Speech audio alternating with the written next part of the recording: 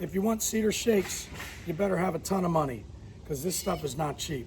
These are Teal Jones shingles. There's Walden, there's a bunch of others. This is red cedar, and it is a 24-inch taper sawn. So this is 24 inches up and down. The thickness is 7/8. So this is what you get. This, I did some math on here earlier, and these shingles, as of today, we purchased between $900 to $1,500 a square. So a square is 5 of these. So what we did was we did some math. There's about 20 shingles in there. We're estimating that at $1,200 a square, each one of these was $14. So I'm holding $14 in my hands. Don't break it. Yeah. On the first row of any job that we do, we have to give a gap, 1/4 inch to 3/8. Because what happens with these shingles is they suck water in and they expand. And if you put them tight like this and they expand, they'll crack the cedar, and underneath it could potentially have a nail there. And then you don't want that because it's going to cause a leak. So there's got to be room for expansion and contraction. They will shrink too when it dries up, but you don't want them to dry up too much and be too far apart. So 3/8 to 1/4 inch is a good rule of thumb. See how really only want these spaces about 1/4 inch, not much, you know. You keep your shingles, if I'm gonna guess, the nail's probably right here. You want about 1.5 inches away. So this is the first row, and let's say we're overhanging the roof. The roof is here. We're overhanging about 1.5 inches, depending on how big your gutter is, how thick the shingles are, that kind of stuff. You don't want to be 1/4 inch off the overhang, but you anywhere between 1/2 1.5 inches, sometimes 2, based on what you have underneath. You have a gutter that sticks out farther, or you have a real thick roof. You want to push the shingles back so that the water rolls into the gutter.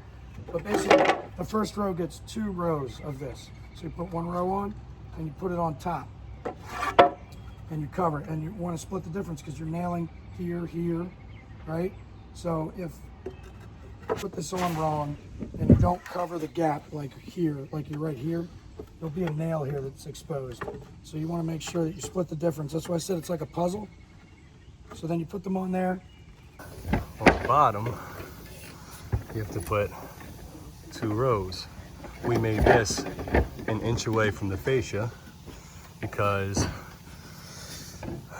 the way this gutter is, we didn't want these too far out.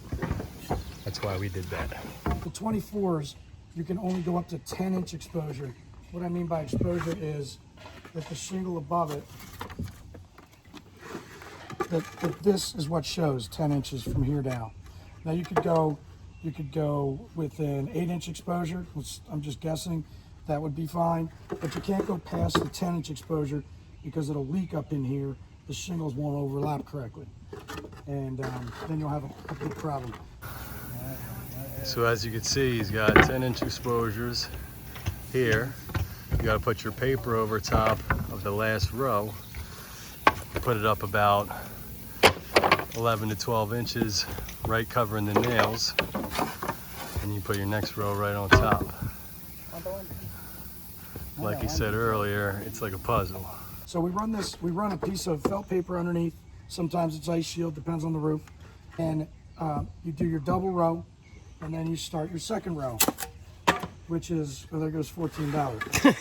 It's coming out of your check. Then you run a piece of felt, so what felt? And it's a 30-pound felt. It's just a roll of 30-pound felt, basically cut in half. And this goes on, and then your next row goes on that. So every row gets a piece of felt, and there's ways to avoid doing this using felt on every row. One way to do that is to lower the exposure. So if this is a 24-inch royal shingle, or 24-inch shingle, you could lower the exposure and not do the paper. But if you have it at a 10-inch, you're going to need the paper. More overlap, more head overlap. It's going to be about here as opposed to here. So you don't. So that's one thing you can do to eliminate putting these rows of paper on every row of shingle that you put on, is by lowering the exposure from a 10 to maybe a 7. And then on lower pitched roofs, sometimes what we'll do is we'll do a 5-inch exposure.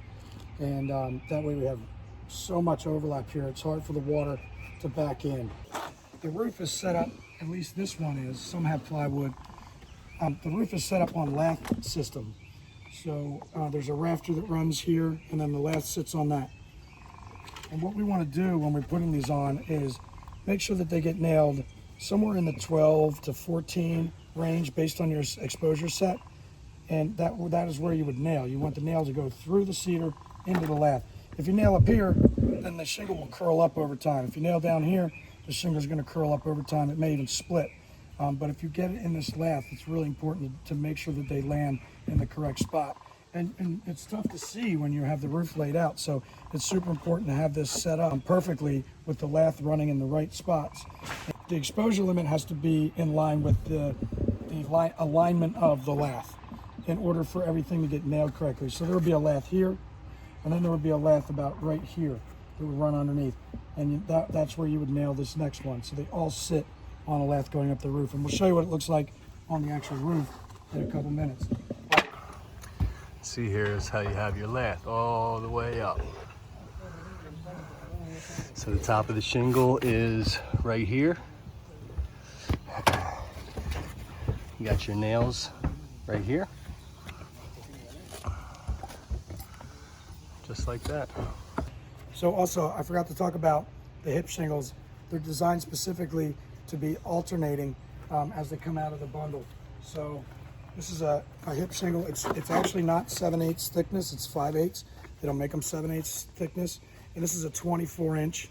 From here to here, it's 24 inches. And with these, there's different grades. This is a number 1 grade.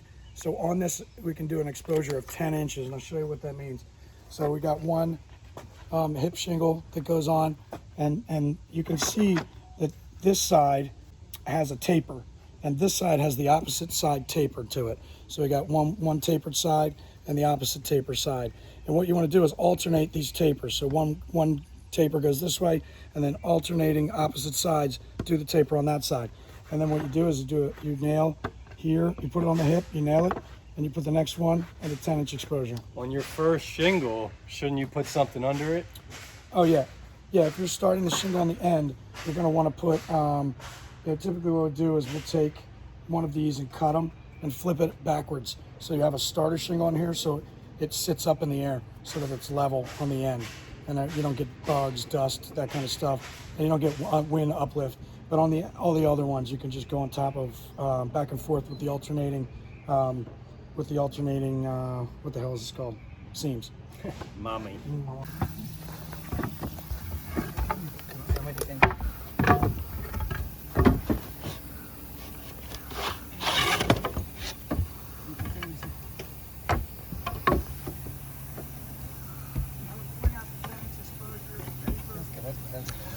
That's why it's expensive, and that's why it takes a long time to put these on, and that's why you need a lot of money to have it. Mama.